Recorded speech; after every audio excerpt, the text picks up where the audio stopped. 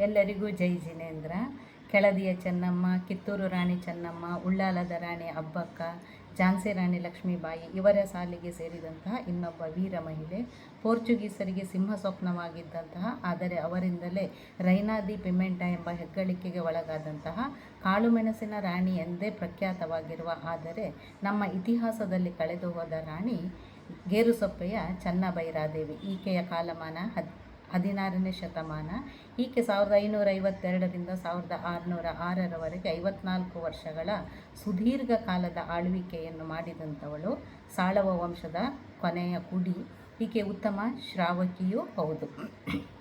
ಅಲ್ಲದೆ ಈಕೆ ಬಿಜಾಪುರದ ಸುಲ್ತಾನರೊಂದಿಗೆ ಒಳ್ಳೆಯ ಬಾಂಧವ್ಯವನ್ನು ಇಟ್ಟುಕೊಂಡಿದ್ದಳು. ಆದರೆ ಈಕೆ ವಿಜಯನಗರ ಸಾಮ್ರಾಜ್ಯದ ಮಹಾಮಂಡಲೇಶ್ವರಿಯಾಗಿದ್ದಂಥವಳು.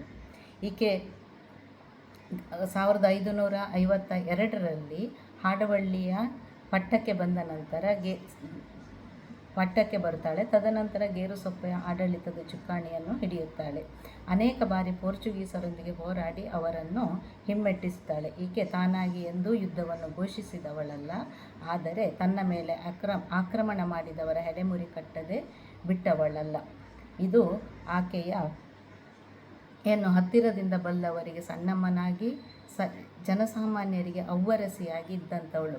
ಯಾರೇ ಸಹಾಯಹಸ್ತ ಕೇಳಿದರೂ ಅವರಿಗೆ ತನ್ನ ಅಭಯಹಸ್ತ ನೀಡಿ ತನ್ನ ರಾಜ್ಯದಲ್ಲಿ ಜಾಗವನ್ನು ಕೊಟ್ಟು ಬದುಕುವ ಕಲೆಯನ್ನು ತೋರಿಸಿಕೊಟ್ಟಂತಹ ಮಹಾನ್ ಚತುರೆ.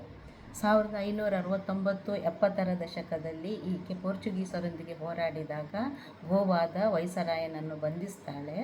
ಆದರೆ ಆತನಿಗೆ ಹಿಂಸೆಯನ್ನು ಕೊಡದೆ, ಸೆರೆಮನೆಯಲ್ಲಿ ಇಡದೆ ಅವನನ್ನು ಗೋವಾಕ್ಕೆ ಕಳುಹಿಸಿಕೊಡುತ್ತಾಳೆ. ಇದು ಆಕೆಯ ಬದುಕು ಹಾಗೂ ಬದುಕಲು ಬಿಡು ಎಂಬ ನೀತಿಯನ್ನು ಎತ್ತಿ ತೋರಿಸುತ್ತದೆ. ಈಕೆ ಗೇರುಸೊಪ್ಪೆಯಲ್ಲಿ ಚತುರ್ಮುಖ ಬಸದಿಯನ್ನು ಕಟ್ಟಿಸ್ತಾಳೆ. ಹಾಗೆಯೇ ಅನೇಕ ದೇವಸ್ಥಾನಗಳಿಗೆ ದತ್ತಿ, ದಾನ, ಉಂಬಳಿಗಳನ್ನು ಕೊಟ್ಟಂತಹ ಉಲ್ಲೇಖ ನಮ್ಮ ಶಾಸನಗಳಲ್ಲಿ ತಿಳಿದು ಬರುತ್ತದೆ. ಇದು ಆಕೆಯ ಸಹಬಾಳ್ವೆ ಹಾಗೂ ಸರ್ವಧರ್ಮ ಸಮನ್ವಯತೆಯನ್ನು ಎತ್ತಿ ಹಿಡಿಯುತ್ತದೆ. ಈಕೆ ಕಡಲಾಚೆಯ ದೇಶದೊಂದಿಗೆ ವ್ಯಾಪಾರ ವ್ಯವಹಾರದ ಸಂಬಂಧವನ್ನು ಇಟ್ಟುಕೊಂಡಿದ್ದಳು. ಪೋರ್ಚುಗೀಸರೊಂದಿಗೆ ಈಕೆಗೆ ಆಡಳಿತಾತ್ಮಕ ವೈಷಮ್ಯ ಇದ್ದರೂ ವ್ಯಾಪಾರ ವ್ಯವಹಾರದ ಸಂಬಂಧವನ್ನು ಚೆನ್ನಾಗಿಯೇ ಇಟ್ಟುಕೊಂಡಿದ್ದಳು.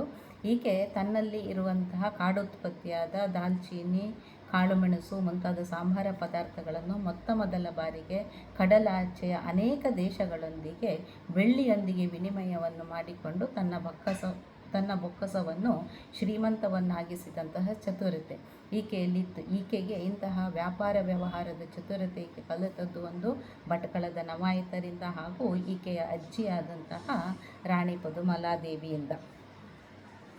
ಆದರೆ 1627ರಲ್ಲಿ ಬಂದಂತಹ ಡಲ್ಲಾವಿಲ್ಲೆ ಎನ್ನುವಂತಹ ಇಟಲಿ ಪ್ರವಾಸಿಗನೊಬ್ಬ ಈಕೆಯ ನೈತಿಕತೆಯ ಬಗ್ಗೆ ಅವಹೇಳನಕಾರಿ ಲೇಖನವನ್ನು ತನ್ನ ಪ್ರವಾಸ ಕಥನದಲ್ಲಿ ಬರೀತಾನೆ.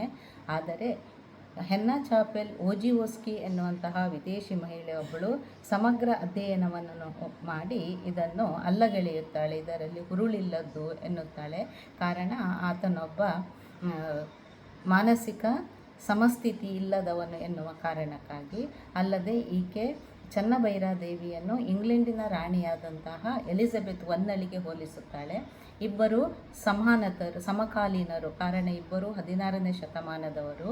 ರಾಣಿ ಎಲಿಜಬೆತ್ 45 ವರ್ಷಗಳ ಕಾಲ ಆಳ್ವಿಕೆ ಮಾಡಿದರೆ ರಾಣಿ ಚೆನ್ನಭೈರಾದೇವಿ 54 ವರ್ಷಗಳ ಸುದೀರ್ಘ ಆಳ್ವಿಕೆಯನ್ನು ಮಾಡುತ್ತಾಳೆ.